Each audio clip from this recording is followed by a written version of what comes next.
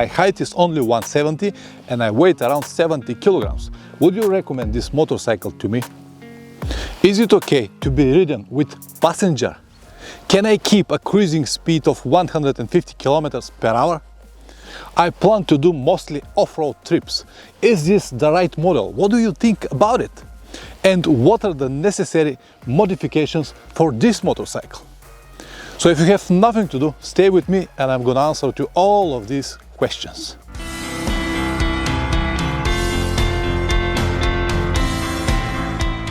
Welcome back. Questions like this I receive almost every single day.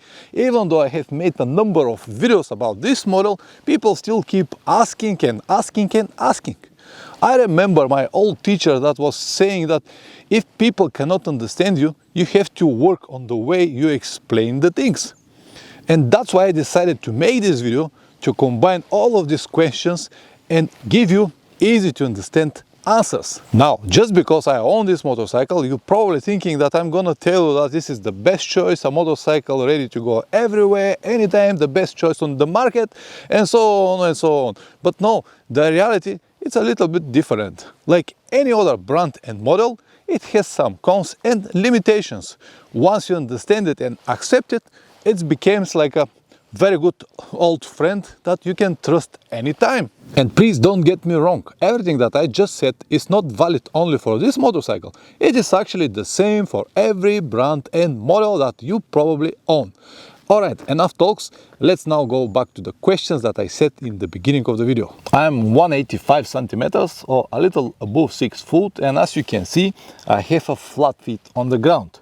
I can even stand a bit, which is mean that I can have maybe 3, 4 to 5 centimeters more height and I'll be still alright, which is mean that if you're 180, this motorcycle will be about on the limit of your possibilities. Of course, depends on that how long are your legs, but more or less this is the calculation. So if you're anything under 175 or 178, I will recommend to go and find another motorcycle. And here some people might say, listen, I'm 175, I've got this model from a year, I ride it without any problems, even though sometimes I need to stay on my toes. Yes, I'm sure you can ride it. Even if you're 160, you can ride it. But the problem will be when you're not on even ground, on the dirt roads or some potholes, when you need more height and your legs are not going to be enough. And because you probably heard that this motorcycle is top heavy, once you exceed the limit of like 30-40 degrees, you cannot hold it anymore because it's heavy and you have to drop it. Even me, I cannot hold it, even that I'm 105 kilograms. After a certain angle, I just need to drop it. But if you're shorter, this will be even less because of the height and because of your possibilities. So that's why I said if you're under 178 or 175, better is to go and find another model. It doesn't matter how much you like this, because it is just not for you. Of course, I'm aware that there are more than enough aftermarket solutions to lower your motorcycle, from the links, maybe different design of the seat, from the forks. That's why I said that if you're under 175, you shouldn't look on this model, because even if you lower everything, it will give you, let's say, maybe 3 to 5 centimeters maximum. And if you're 175, you might be able still to have this flat feet, but under that, I don't think so. Question number 2 was, can you travel with passenger? Well, in my opinion, this motorcycle is not designed for 2 people. Of course, you can do it here and there, but if you plan to have a seriously long trips with a passenger all the time, I will highly recommend to look for another solution. And it's not about the power, because here now you might say, Pavlin, hold on. These 72 3 or 4 horsepower are more than enough to me. I never travel fast with my wife and we're alright with this power. But it's not only about the power. The whole design of the bike, it's different. As you can see, it is not designed to be ridden with passenger. The seat is very small. The subframe is not big. There are no possibilities to have additional luggage unless you've got this hard panniers and maybe top case on the top, but this will completely change the whole ergonomics of the bike, because it is just tiny slim motorcycle, and when you add all of this, it will become like a big square, and I don't think that this is a good idea, because it is just different type of motorcycle. Also, don't forget that if you plan to travel with passenger, you will definitely need to upgrade suspension because it is designed for a rider maybe 70, 80 to maximum 90 kilograms. So you will definitely need to spend a lot of money on it, unless both you and your passenger weight 90 kilograms, include your luggage, but I don't think so. That's why I said it is better to find another solution from the beginning instead of trying to make the impossible job possible. Question number 3 was about the cruising speed. Can I keep 150 kilometers per hour on the highway? Technically, you can. The engine got enough power to do it, but your RPMs will be on around 7,000 from 12 possible. On around 10,000 will start the red line. So, as I said, technically you can. You can minimize the RPMs a little bit if you have a larger front sprocket. Instead of 15, which is the stock, you can have 16. My friend Plummet even have it.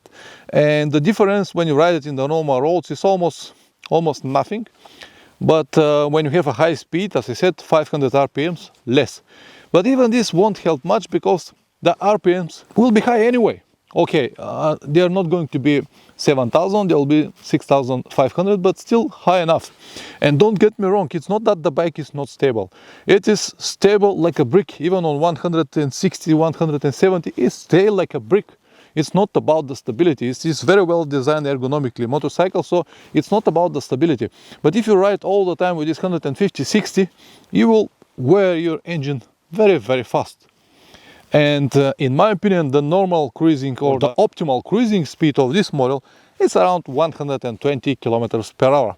On this speed, you can ride all day long, all the time, and it will be all right. I'm not going to even discuss what will be the difference in the fuel consumption between 120 and 160. It will be more than 50-60%. So instead of using like 4 liters per 100 kilometers, it will be to 6.5, maybe 7 liters per 100 kilometers. And when you have one long trip, let's say 20,000 kilometers, this will cost you like 500, 600, 700 euros difference. So 120, in my opinion, is the normal cruising speed of this motorcycle. If you want to ride faster, 150, 60 all the time, especially with passenger, it is much better to find another solution, 1200 cc, maybe even more. There are more than enough powerful motorcycles on the market, so this is not your model. Question number 4. I plan to ride mostly off-road. What do you think about it? Well, first we need to clarify what is mostly off-road. All the time, 100% of the time, or 90% of the time off-road, or normal roads and sometimes off-road. This is what usually people call mostly off-road. So in my opinion, if you plan to stay 90% of the time on the dirt roads, off-road, I will highly recommend to go and buy a proper off-roading machine. Not heavier than 120 kilograms, with a proper sprockets, proper tires, designed exactly for this purpose. Anything else is going to be an expensive compromise, or if I can say it, an expensive lesson. Just to realize that these are adventure motorcycles, which is basically means that they're designed to be ridden on the road, on the normal asphalt roads, and here and there to use some dirt road sections, but not all the time. They're just too heavy, too fragile, and the suspension is not strong enough to hold this all the time. Fair enough, Pavlin, but what about Paul Torres? Paul Torres. If you're Paul Torres, you will have his skills and his sponsors, and this video is not going to be for you anyway. But if your name is different, it is time to realize that what other people can do with this motorcycle is not the same what you can do with this motorcycle. It's completely different. It is time to understand, as I said before, that this is an adventure motorcycle. Okay, it might be one of the best in its category, but it is still an adventure motorcycle with some limited off-road possibilities. Let me tell you once again, if your understandings of traveling are only dirt roads, but you don't want to take to buy this dirt road bike because of highly expensive maintenance and parts and all changes and stuff like that, it is better to look for some other solutions like KTM 690, Husqvarna 701, AGP PR7. These bikes are more dirt off-road orientated than this Tenere, and they've got a much better suspension. They are much lighter, like 50 kilograms lighter, and they will provide you much more comfort and safety on the dirt roads. Of course, on the asphalt roads, I will say that the Tenere is much better. I have no doubts about it. I tried them all. But on the dirt roads, they will win. So again, you have to bet on something. Reliability, longevity, or capabilities off-road. What will be your choice? I cannot say. Question number 5. What are the necessary modifications on this model? Well, there is no such a thing like necessary modifications. You add or remove components on your motorcycle based on the needs that you're gonna have on your trips.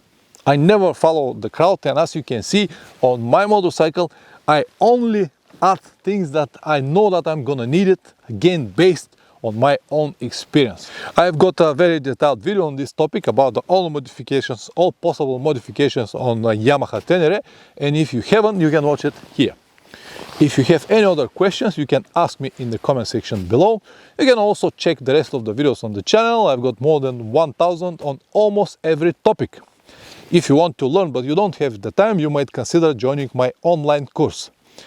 Yes, you have to pay the price, but at the moment it's on 50% discount, and for only 8 hours you'll be able to learn the most important and finally start with your dream adventures. As they say, you don't need to discover the hot water. All the details will be in the links below. See you next time. Ciao.